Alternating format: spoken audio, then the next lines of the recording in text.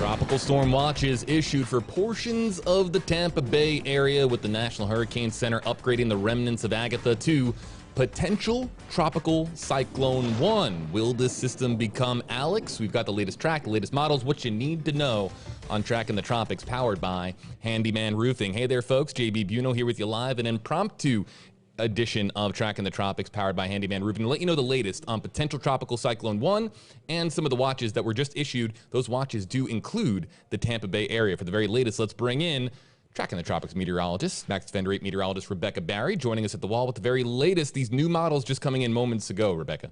Yes, and so we heard from the National Hurricane Center about 20 minutes ago that they were going to start issuing watches and warnings and advisories on potential tropical cyclone 1. This is that system that we've been watching that has such a high chance to develop in the Gulf. And so we knew that they were flying through the system, so we thought there were three possibilities that we would see today. Either the Hurricane Hunter aircraft would find that it was a tropical depression and it would be named a Tropical Depression 1, or they might find tropical storm force strength winds and organizations, in which case it would get a new name, Alex, because it's in a different basin and it lost that center of circulation. But also we thought it was a possibility they may use that new designation that came out a couple of years ago, when it's not yet a tropical depression or storm, but they need to issue watches for areas that will see potential impacts within 24 to 48 hours. That's when they use this potential tropical cyclone 1 designation. And so they expect tropical storm force conditions, but it's just not formed yet. And so it was a technicality, and this is the way they got around it. And what we're seeing is this movement to the north at 5 miles per hour. So that's barely creeping by. The maximum winds are 35 miles per hour, and that minimum central pressure is 1,003 millibars. Here's the track and some of the watches and warnings that they gave us. And so let's back out. I will back up a bit so you can see what we're looking at.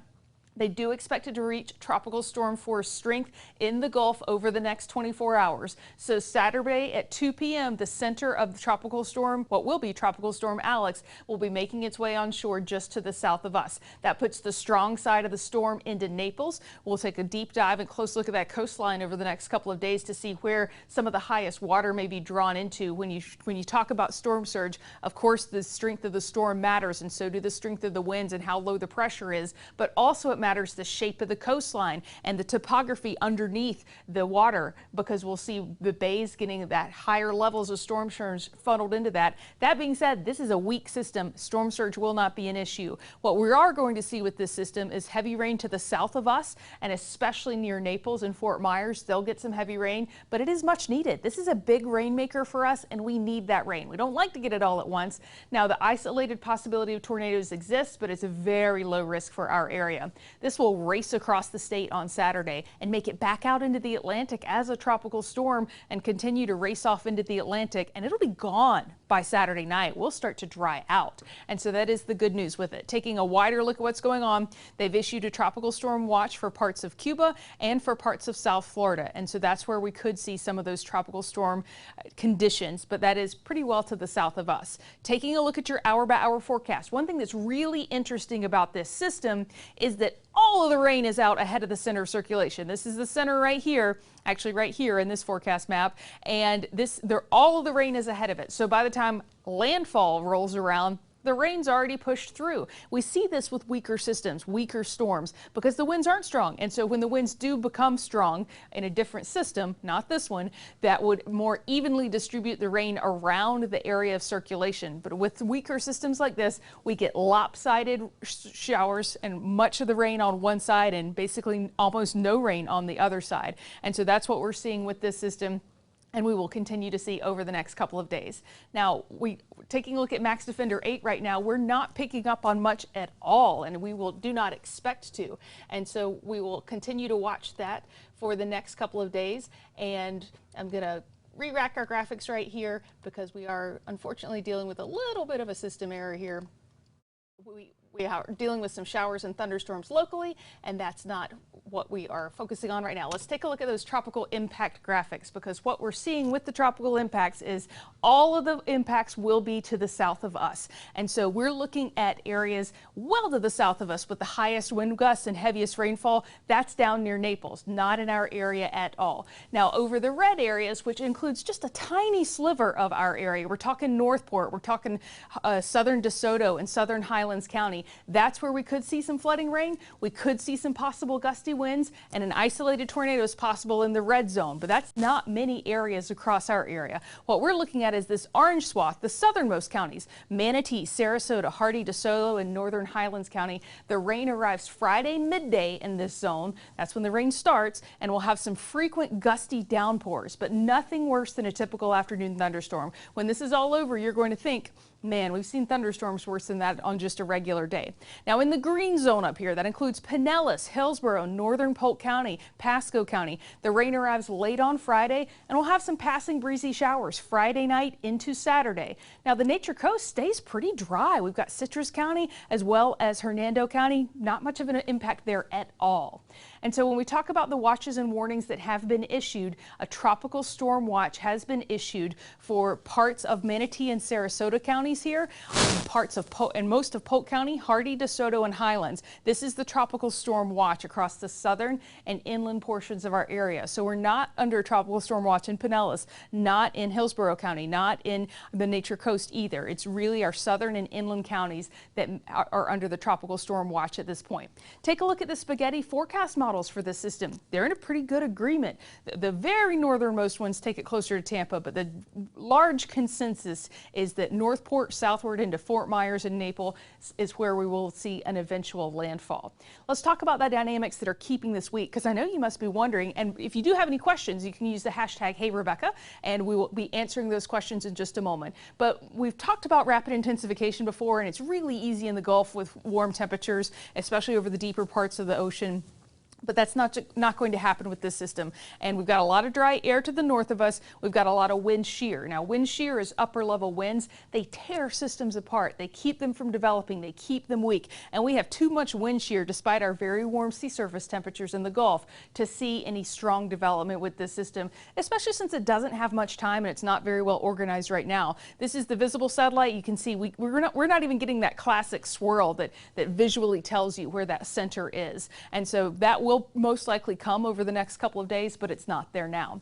This is the Euro and the GFS. The Euro is in red, the GFS is in green. And so we're looking at the Euro being a little slower and the GFS being a little further south. But if you think about how far apart they've been for the past couple of days, this is a pretty tight model consensus that Saturday at 6 o'clock, it's crossing the system, crossing the state, keeping in mind that all of the rain is out ahead of that. And so here's how the rainfall totals look different based on the GFS versus the Euro. The Euro keeps some of the heavier rain across our southern counties, and this is what it looks like the tropical storm watch is based off of, the Euro right here, because we're getting some rainfall totals around 2 or 3 inches in our southern counties, but almost nothing to the north of I-4. The GFS is that further south track where our area gets almost nothing, but down near Fort Myers, down near Northport, they get those heavier rains. Now, this is not unusual. This is the area that we normally see development in this month. Tropical area developments for the month of June include the Gulf for the most part.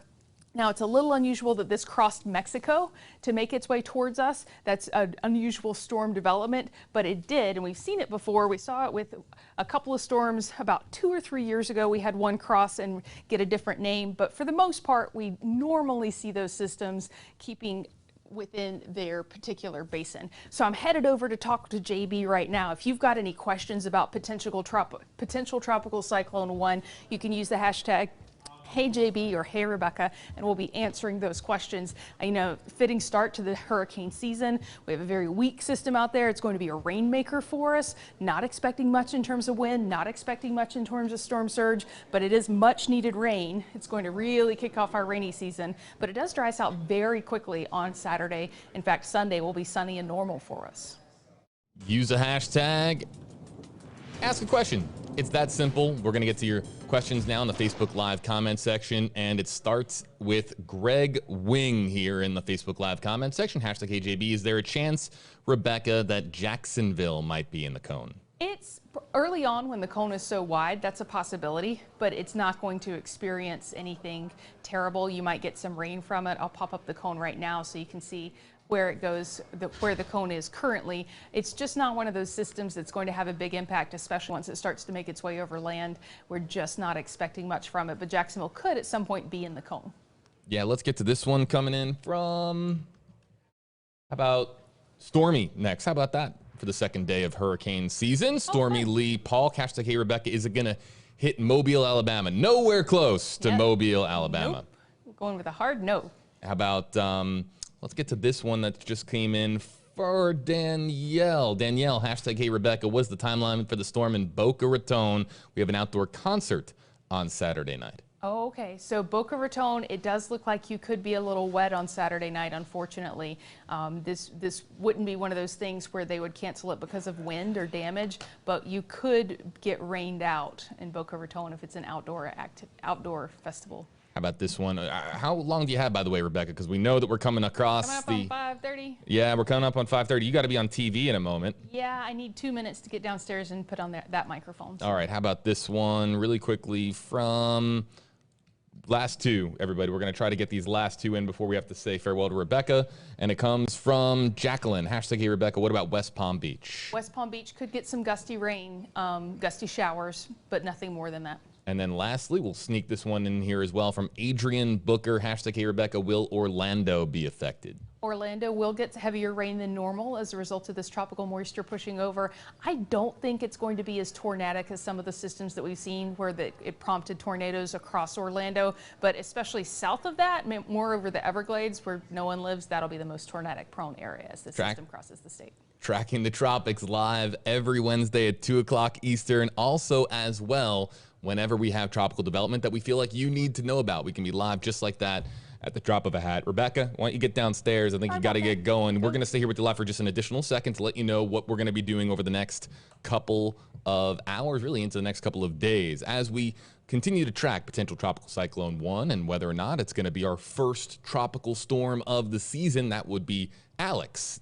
Talking about the alphabet, of course, and on the Atlantic side of things. The Pacific side, it was Agatha. This could be Alex. It depends on what happens with intensification in the coming hours, in the coming days, as the storm gets closer to Florida into this weekend. We're going to keep you posted here at WFLA with the Max Defender 8 weather team, of course, with us here on Tracking the Tropics. We'll continue to be on standby and go live at any moment that we feel like we need to let you know about something, a development as far as the storm, whether the track is updated and it moves farther north towards Tampa Bay or maybe farther south towards the Keys and towards Miami.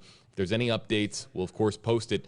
Not just here on stream, but also as well, check out trackingthetropics.tv. All of our resources, all of the latest models, all the information that you need to know on the storms that we are tracking, and everything that you need to know about hurricane preparedness and tropical storm development education, all of it on trackingthetropics.tv. So go to your web browser on your phone, tablet, or computer. Go to www.trackingthetropics.tv. We have all of our resources there. It's the home of WFLA's Tracking the Tropics, powered by Handyman Roofing. Thanks so much for being with us, folks. More updates in the hours and days ahead as we continue to track potential Tropical Cyclone 1. Thanks so much for being with us.